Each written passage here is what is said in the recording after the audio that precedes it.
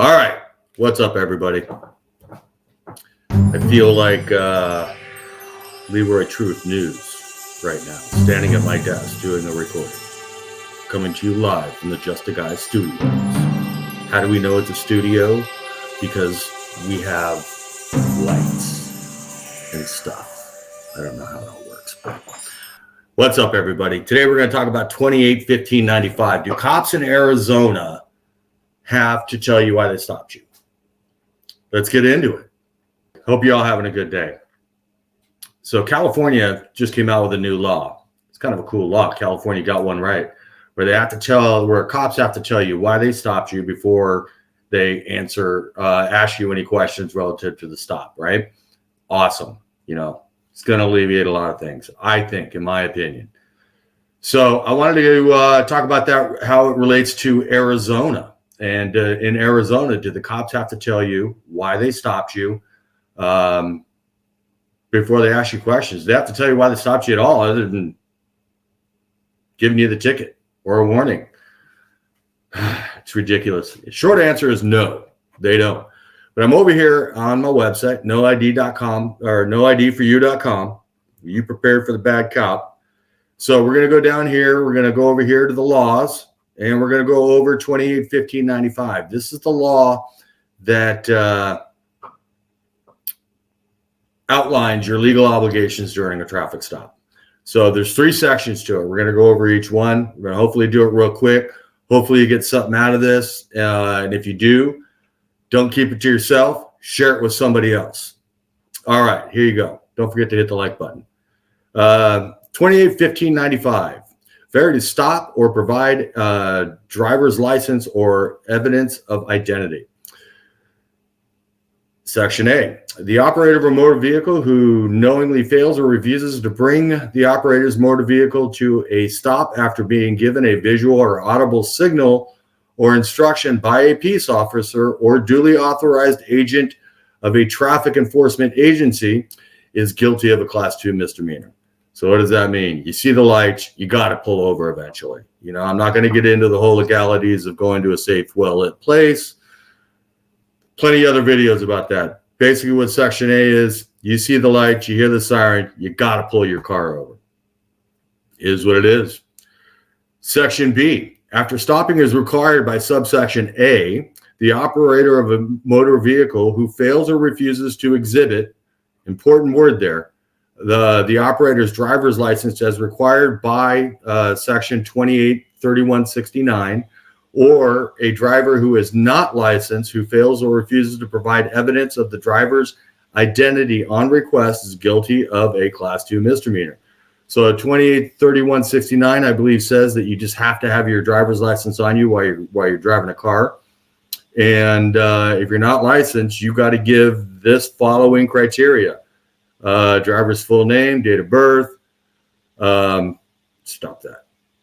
All right, where were we? Got distracted. The driver's full name, driver's date of birth, driver's residence address, brief physical description of the driver, including driver's sex, weight, age, height, and eye color, the driver's signature. So that's all if you don't have your license on you. So let's go back up here. Do you have to give the cop your license? No, you have to exhibit it, display it. Some states use that language, display the license, right? But here's what I want to point out in B. This answers our question for the video. Does a cop have to tell you why? There is nothing in Section B or in Section A that places a requirement on a law enforcement officer to tell you why they stopped you. What it says is, if you don't stop, you're guilty of a Class 2 misdemeanor. And if after stopping, you don't exhibit your license, that's Class 2 misdemeanor, right? That's what it says. Don't shoot the messenger. Talk to your state legislature. Let's get it changed. Let's get that thing like in California going. So let's move on to Section C. Section C is a fun one because this goes on about the passenger. Like, when is the passenger required to ID in Arizona to law enforcement, right? A person other than a driver of a motor vehicle who fails or refuses to provide evidence of a person's identity to a peace officer or duly authorized agent of a traffic enforcement agency on request, here's the key words, when such officer or agent has reasonable cause to believe that the person has committed a violation of this title, right? What is this title? This title is Section 28, governs Arizona motor vehicle laws. Basically it in a nutshell. So you have your seatbelt on, right? You throw crap out the window. Did you do something in violation of Section 28, which for a passenger is relatively limited. I mean, let's be serious. So, but the other thing I want to point out here, because words are important, notice that the language used here is reasonable cause. It's not reasonable suspicion. My gut, and I'm not a lawyer, I'm just a stupid guy on the internet.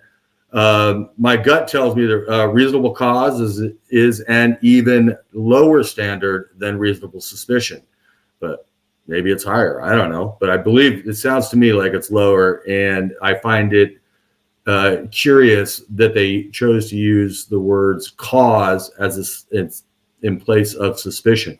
So if you have an idea of why they did that, let me know in the comments. Let everybody know in the comments. Don't keep it to yourself, right?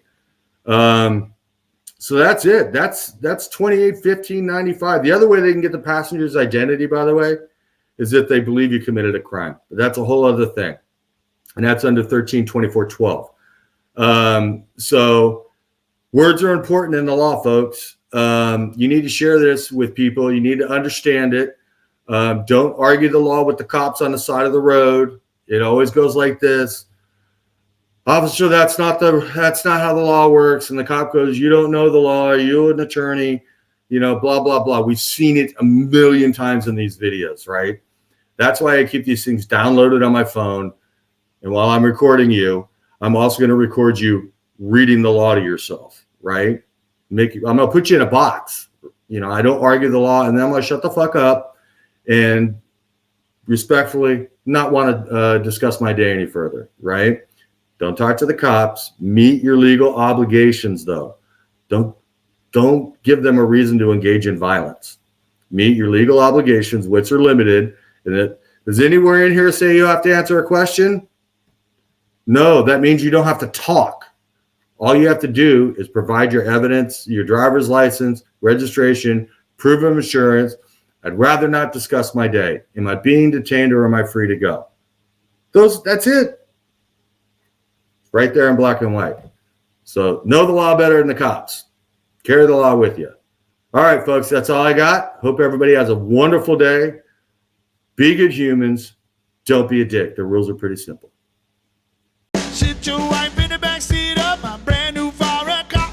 Don't act like you forgot. I called a shot. What do you do when the cops ask you questions?